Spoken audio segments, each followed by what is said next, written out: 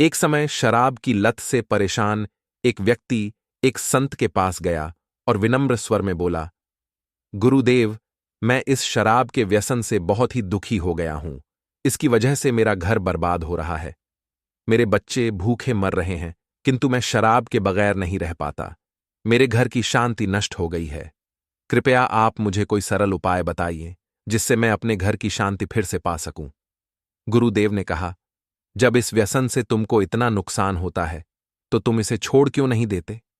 व्यक्ति बोला, पूज्य श्री, मैं शराब को छोड़ना चाहता हूं, पर यह मेरे खून में इस कदर समा गई है कि मुझे छोड़ने का नाम ही नहीं ले रही है। गुरुदेव ने हंसकर कहा, कल तुम फिर आना, मैं तुम्हें बता दूंगा कि शराब कैसे छोड़नी है। दूसरे दिन निश्चित समय पर वह व्यक्ति महात्मा के पास गया। उसे देख महात्मा झट से खड़े हुए और एक खंभे को कसकर पकड़ लिया।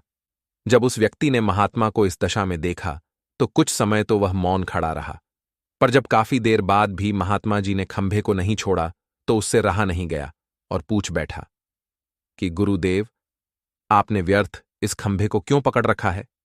गुरुदेव बोले, वत्स, मैंने इस खंभे को नहीं पकड़ा है। यह खंभा मेरे शरीर को पकड़े हुए है। मैं चाहता हूं कि यह मुझे छोड़ दे, किंतु यह तो मुझे छोड़ ही नहीं रहा है। उस व्यक्ति को अचंभा हुआ। वह बोला, गुरुदेव, मैं शराब जरूर पीता हूं, मगर मूर्ख नहीं हूं। आपने ही जानबूझकर इस खंभे को कसकर पकड़ रखा है। यह तो निर्जीव है, यह आपको क्या पकड़ेगा? यदि आप दृढ़ संकल्प कर लें तो इसी वक्त इसको छोड़ सकते हैं। गुरुदेव बोले, नादान मनुष्य, यही बात तो मैं तुम्हें समझाना चाहता हूं कि जिस तरह मुझे खंभे ने नहीं बल्कि मैंने ही उसे पकड़ रखा था, उसी तरह इस शराब ने तुम्हें नहीं पकड़ा है। बल्कि सच तो यह है कि तुमने ही शराब को पकड़ रखा है।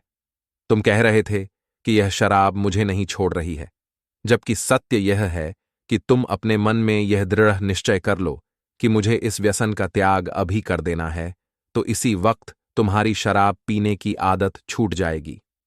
शरीर की हर क्रिया मन के द्वारा नियंत्रित होती है, और मन में जैसी इच्छा शक्ति प्रबल होती है, वैसा ही कार्य सफल होता है।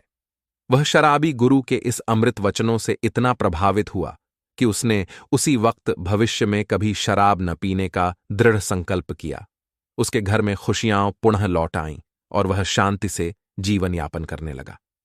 परिवार में सब सुखी व प्रेम से रहने लगे। कहानी से सीख यह मिलती है कि इस कहानी से हमें यह सीख मिलती है कि यदि हम दृढ़ संकल्प कर लें तो कोई भी बुरी आदत या बुराई हम पर हावी नहीं हो सकती। दृढ़ संकल्प की मदद से हम अपनी बुरी आदतों को खत्म कर सकते हैं।